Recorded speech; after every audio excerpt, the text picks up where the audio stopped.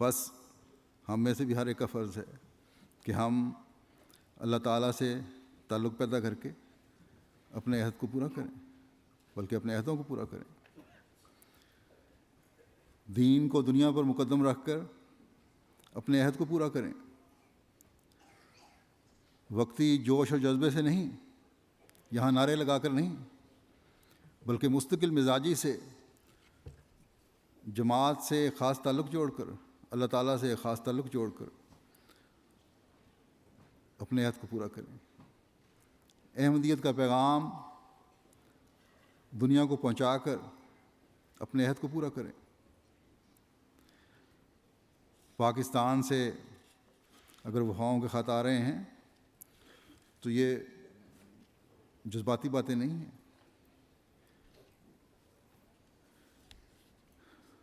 یہ عارضی چیزیں نہیں ہیں، ان کے خطوں سے ہی پتہ لگ رہا ہوتا ہے اور ان کے عمل سے بھی پتہ لگ رہا ہے کہ یقیناً ان کے دلوں کی آواز ہے۔ یہ مستقل مزاجی سے اپنے فرائض ادا کر رہے ہیں وہ لوگ۔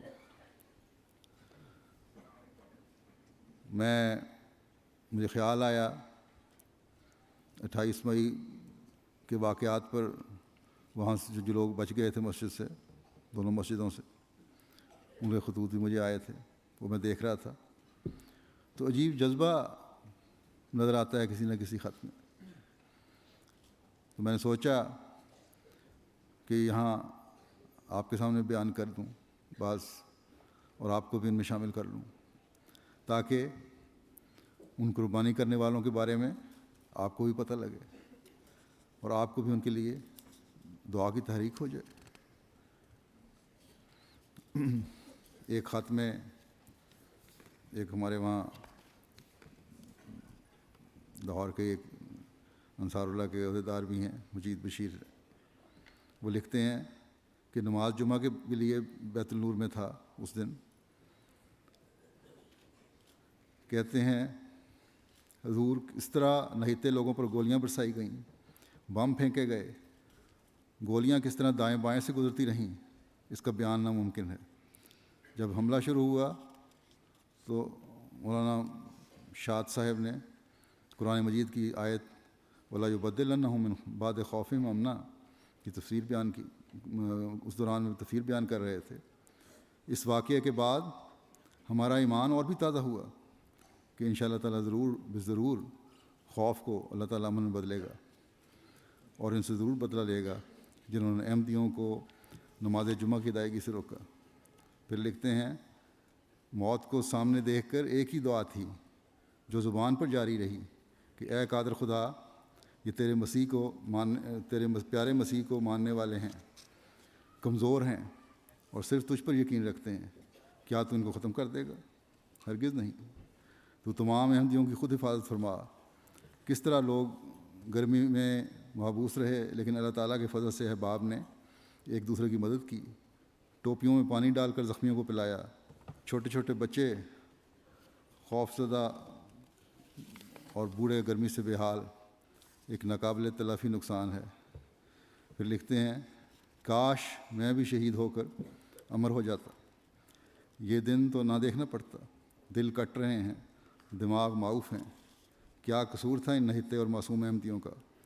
یہی نہ کہ وہ حضرت صلی اللہ علیہ وسلم کی اطاعت میں اس مسیح کو ماننے والے ہیں اور اطاعت گزار ہیں، اتنے امن پسند اور اطاعت گزار لوگ ہیں کہ باوجود حملے کے جب مربی صاحب اعلان کرتے ہیں کہ سب بیٹھ جائیں، بیٹھے رہیں اور دعاؤں پر زور دیں، دروشی پڑھیں، اللہم انا نجعلک فی نحورہم ونعوذ بک من شرورہم پڑھیں، تو تمام لوگ اس جگہ بیٹھ جاتے ہیں اور گولیاں کھاتے رہے، اپنے سینوں پر لیتے رہے، اپنے بچوں کو اپنے ساتھ چپکائے ہوئے ان کو بچانے کی کوشش کرتے رہے، اور 1.5-2 گھنٹے تک بغیر کسی وقفے کے مسلسل دہشت گردی چلتی رہی۔ تو یہ نظارے ہیں، یہ کیا ایمان میں کمزوری والوں کو نظر آ سکتے ہیں؟ پھر ایک صاحب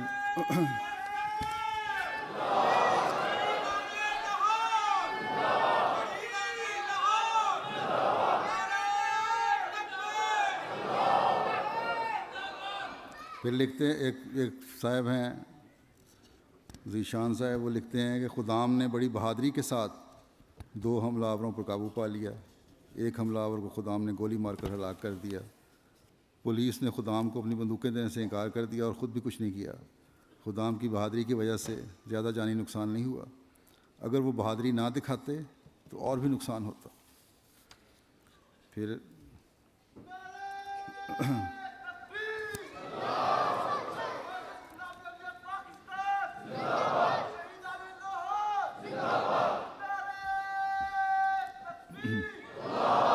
ایک صاحب لکھتے ہیں کہ حادثے میں 28 مئی کے واقعے میں بھی شامل تھا اور میرے 2 بچے بھی شامل تھے.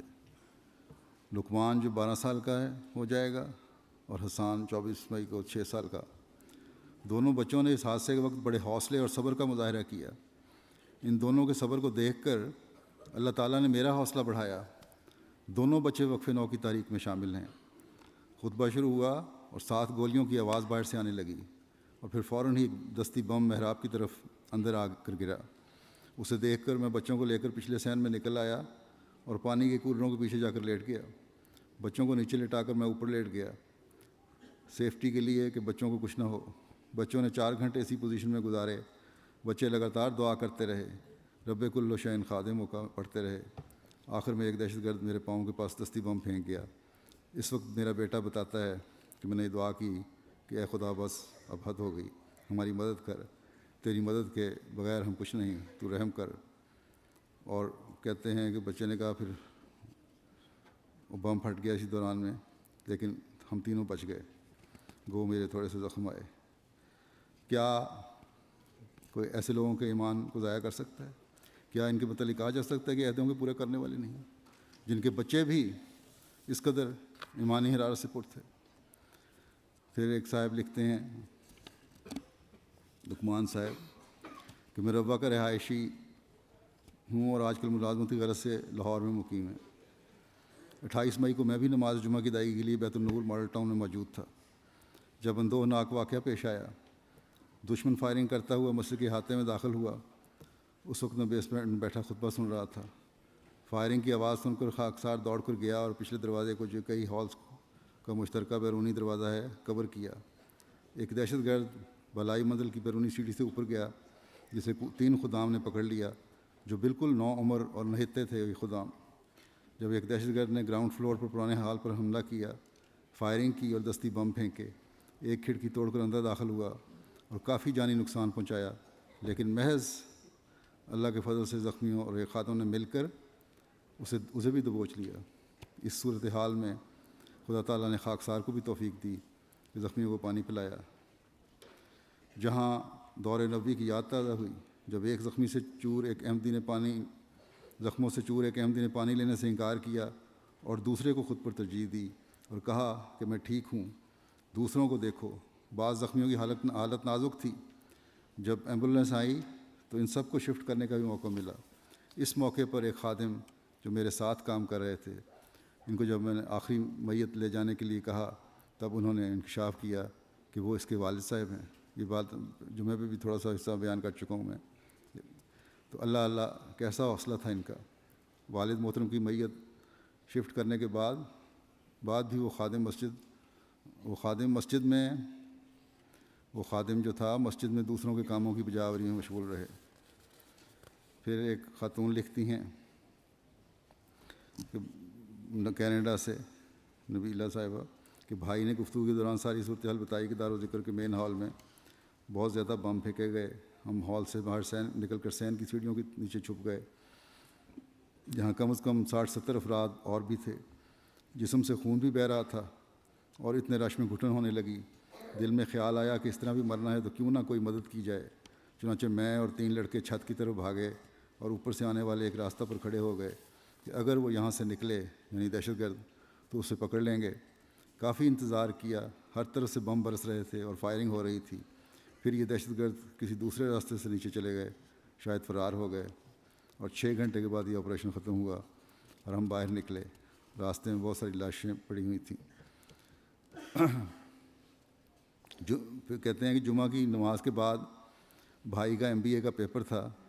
ہسپتال میں میاں شہباز شریف وزیر اعلیٰ نے بھائی کو تسلی دی کہ ہم ان دہشت گردوں کا ضرور حساب لیں گے۔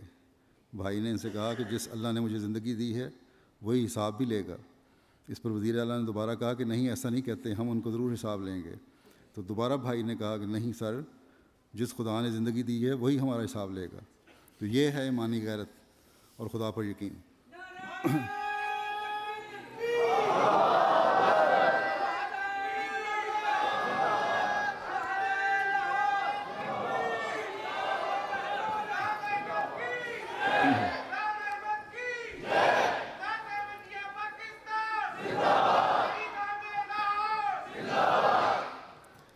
پھر ایک خاتون سیدہ بشرا توقیر صاحبہ لکھتی ہیں کہ واقعہ کا ذکر کرتے ہوئے کہ جماعت احمدیہ نے جس شان سے جانوں کی قربانی دی ہے، ہر احمدی کی خواہش ہوگی کہ میں وہاں پر کیوں نہیں گیا۔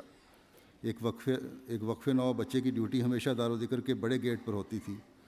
کل جب وہ جمعہ کی نماز پر آیا تو انتظامیہ نے اس کو پچھلے گیٹ کی طرف بھیج دیا۔ وہ پھر یہ سانحہ ہو گیا۔ شام تک وہ بچہ گھر نہیں آیا کہ مجھے شہادت کا درجہ نہیں ملا۔ یہ جذبہ قابل تحسین ہے جماعت کے افراد کا۔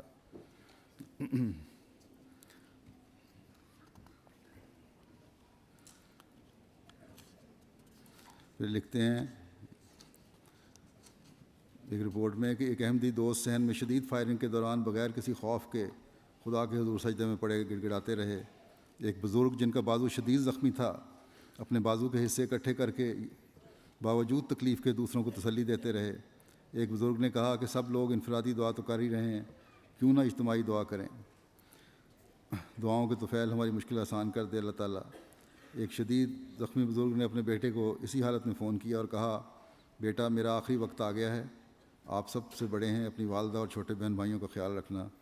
ایک بچے نے جس کو سینے میں گولی لگی ہوئی تھی شدید زخمی حالت میں اپنی والدہ کو فون کیا کہ اور ان سے اپنی کوتاہیوں کی معافی مانگی، جس کے بعد اس کی شہادت ہو گئی۔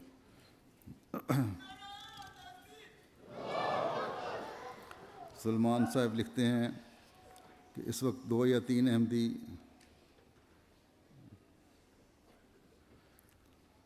دستی حملوں کی وجہ سے ہر جگہ دھواں تھا اور لوگ زخمی حالت میں تھے۔